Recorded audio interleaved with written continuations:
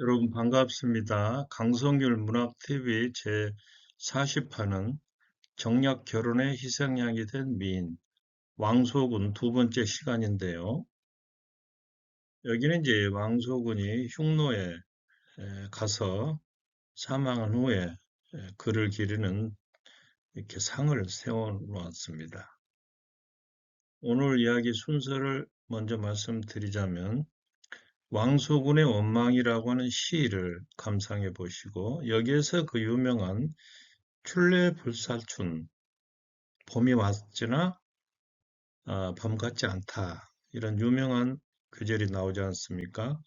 화친의 증표로 흉노에 간 왕소군 그리고 왕소군은 흉노의 연원 풍습에 따라서 남편이 죽자 남편의 배다른 아들과 재혼을 하게 됩니다. 그리고 딸 둘을 더 낳았는데 왕소군은 말하자면 흉노의 그 군주의 첩은 아니지만 여러 명의 아내 가운데 하나였습니다. 그런 면에서 정략 결혼의 희생양이 아닌가 이런 평가도 있는 거죠. 자, 제일 먼저 왕소군의 원망이라고 하는 시인데요. 지난 시간에 우리는 나간 아름다운 왕소군의 모습을 보고 날아가던 기러기가 떨어져 버렸다. 이런 이야기를 했지 않습니까? 자, 그런데 왕소군은 본인의 의지와 상관없이 흉노로 가서 비참하게 살아갔다. 자, 그런 얘기인데요. 황량한 초원뿐인 흉노의 땅에서 돌아갈 수 없는 한나라, 고향 땅을 그리워하는 그런 왕소군의 모습이 그려집니다. 그리고 이 감정을 당나라 때 시인 동방규는 소군원이라고 하는 시로 노래했던 것이죠. 그 소군원이라고 하는 것은 왕소군의 원망이란 뜻인데요. 그 시를 먼저 감상해 보시도록 하겠습니다. 한나라는 융성한 때여서 조정에는 무신들이 많이 있는데 어찌하여 방명한 여인에게 슬프고 괴로운 화친을 시키나. 소군이 구슬 안장 치올려 말에 오르니 붉은 뺨에는 눈물이 흐르네. 이제 한나라에서 흉노로 떠나는 왕소군의 모습입니다. 오늘은 한나라 궁궐의 사람인데 내일 아침에는 오랑캐 땅의 첩이로구나. 눈물을 가리고 궁궐을 떠나 슬픔을 머금고 백영구로 나아가네. 선우, 몽고의 군주죠. 흉노의 군주입니다. 선우는 놀라며 한없이 좋아하지만 다시 옛 모습은 돌아오지 않으리. 오랑캐 땅에는 화초가 없어 봄이 와도 봄 같지 않네. 너무 추우니까요. 저절로 허리띠가 느슨해지면 몸매를 관리해서가 아니네. 여기에서 이제 이 출래 불사출의 말이 나옵니다만, 자, 말리 밖 멀고문 변방의 성에 첩첩산이라 가는 길 험난하네. 머리 들어 해를 바라볼 뿐이 어느 곳이 장안이란가. 장안은 한나라 당시의 수도있고 오늘날의 중국 시안이라는 도시를 가리킵니다. 흉노 땅, 저 남쪽에 한나라 땅입니다.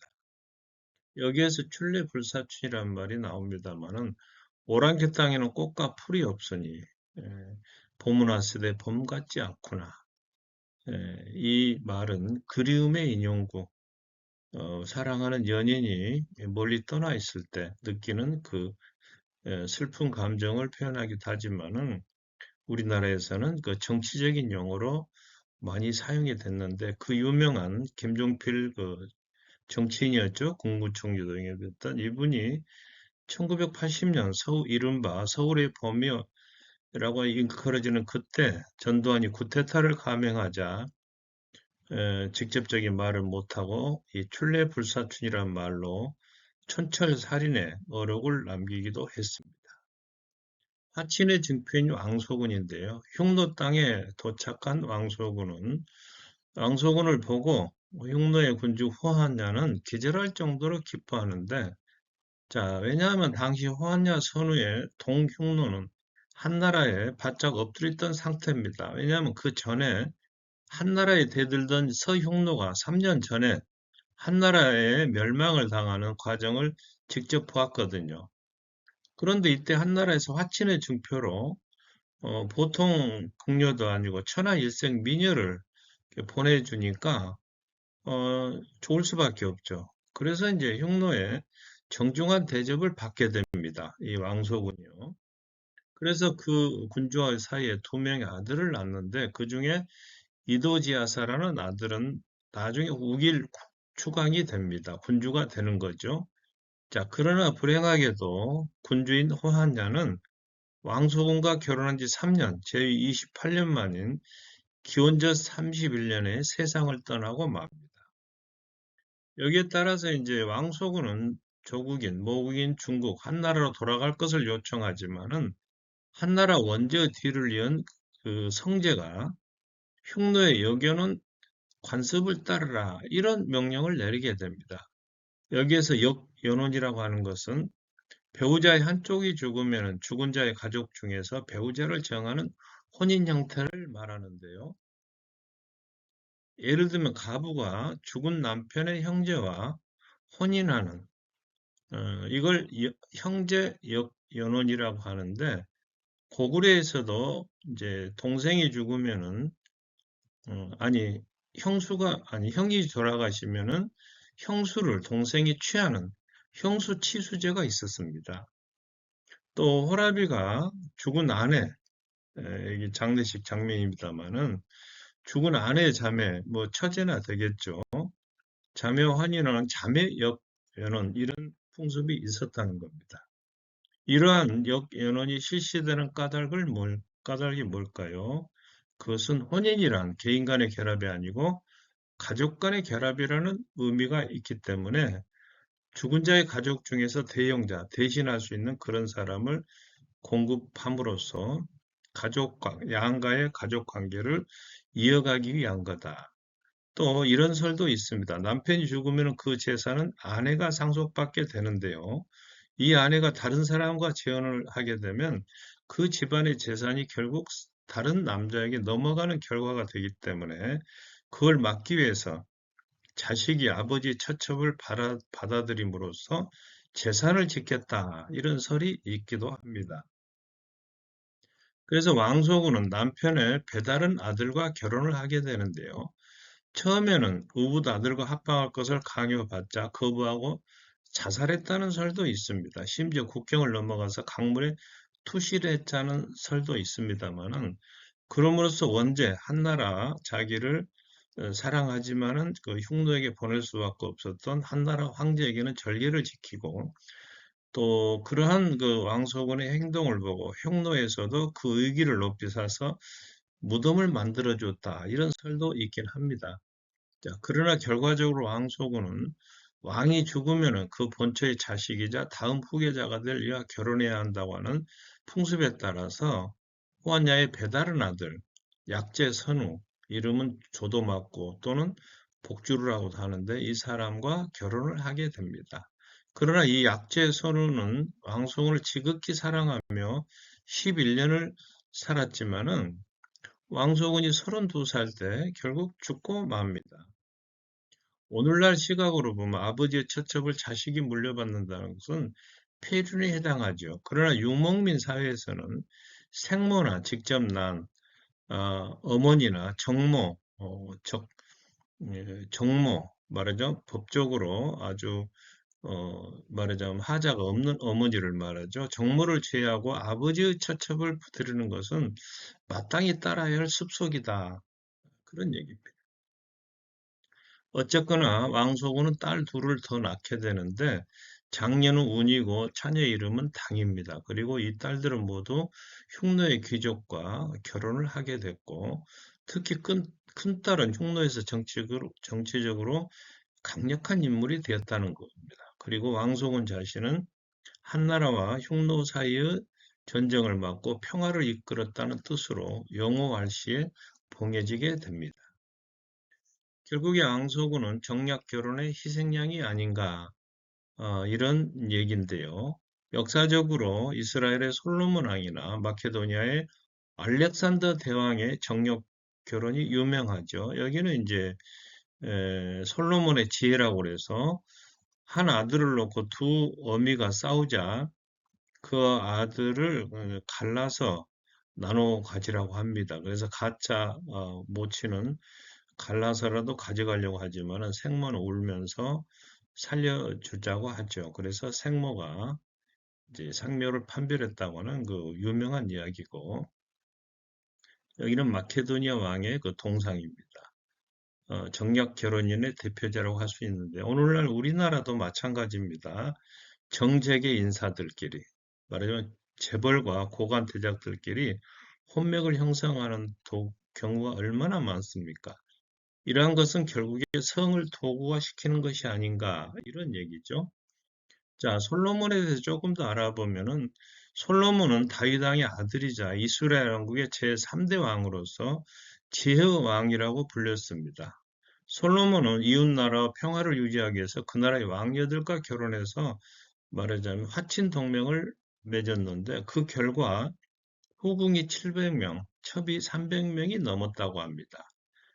왕국의 전성기를 맞이했지만은 이 왕의 사치스러운 생활 때문에 무거운 세금이 매겨지고, 여기에 견디다 못한 백성들로 인해서 왕국이 결국에 두 쪽으로 나눠지게 됩니다. 알렉산더 대왕은 마케도니아의 제왕으로서 그리스와 페르시아, 인도에 이르는 대제국을 건설하고 다음에 동서융합 정책을 추진합니다. 그래서 그리스 사람들과 피정복 지역의 주민들을 결혼하도록 주선했고, 그 자신도 적국은 페르시아 군주의 다리우스 3세의 딸과 결혼을 하게 됩니다. 전두환 노태우 전 대통령의 혼매, 이러한 것들은 성이 본래의 목적과 다르게 사용된 예라 볼 수가 있는데, 마찬가지로 호안야에게는 흉노의 그 군주에게는 왕소군 외에도 여러 명의 여자와 그들과의 사이에서 태어난 많은 아들들이 있었다. 그런 얘기입니다. 자, 왕소군은 72살이 돼서 병을 얻어서 사망해서 돌 무덤에 안장이 됐는데, 오늘날 그것을 소군묘라 이렇게 부릅니다. 그런데 이 묘의 풀이 겨울에도 시들지 않아서 풀을 청자, 무덤 총에서 청총이라 이렇게 불리고 있습니다. 관광지가 되어 있죠. 위치는 내몽골 자치구의 후아워터에 실제 무덤이 있다고 하지만은 확실하지는 않습니다. 다른 중국의 4대 미녀들이 제명을 살지 못한 데 비해서 일단 왕소군은 천수를 누렸고, 자, 그 과정을 보면은 서시 앞에 우리가 살펴봤죠. 법력에 살해됐거나 혹은 행방불명이 됐고, 이 다음에 살펴볼 초선은 동탁이 죽은 후에 기록이었고, 양귀비는 당나라 현종의 근위대에 의해서 말하자면 살해가 됐죠. 포사와 양귀비 등 대부분의 미녀들이 국가 멸망과 관련해서 좋지 못한 모습으로 그려졌습니다. 그래서 경국지색이라 이렇게 부르지 않습니까? 반면에 왕소군은 평화를 위해서 기꺼이 희생한 숭고한 여인의 이미지를 갖게 됐다는 얘기입니다. 오늘 이야기를 정리해 드리도록 하겠습니다. 당나라 시인 동방규가 쓴 소군의 원망이라는 시를 감상해 봤고요. 여기에 나오는 그 유명한 글, 출래불사춘. 이때 이제 한나라에 바짝 엎드린 동흉노는 왕소군이라고 하는 아름다운 미인을 받고, 거기 아주 굉장히 기뻐합니다. 그리고 두 나라 사이는 왕소군이 살아있는 동안에 큰 전쟁이 없었습니다. 호하냐가 죽은 후에 역연을 한 왕소군은 이제 그 의붓 아들인 약제 선우와 이렇게 결혼을 해서 딸 둘을 낳게 됐다는 얘기입니다. 그러나 결국 왕소군은 정략 결혼의 희생양이 아닌가 이렇게 봤고, 72살에 사망해서 소군묘라고 하는 묘에 지금 묻혀 있습니다. 그럼에도 이제 왕소군은 처음에 저희들이 아주 슬픈 여인이라고 이렇게 소개했습니다만은, 사실은 개인적으로 보면 천수도 누렸고 지금까지 중국에서 이미지도 아주 좋은 그런 여인이 되었습니다. 오늘 그 이야기는 복숭아꽃 성은 공정한가 임영웅님의 판무파타를 참고했고, 오늘 영상이 좋으셨다면 구독과 좋아요 눌러주시고 또 유튜브 강성열 철학TV도 많이 시청해 주시기 바랍니다. 여러분 감사합니다.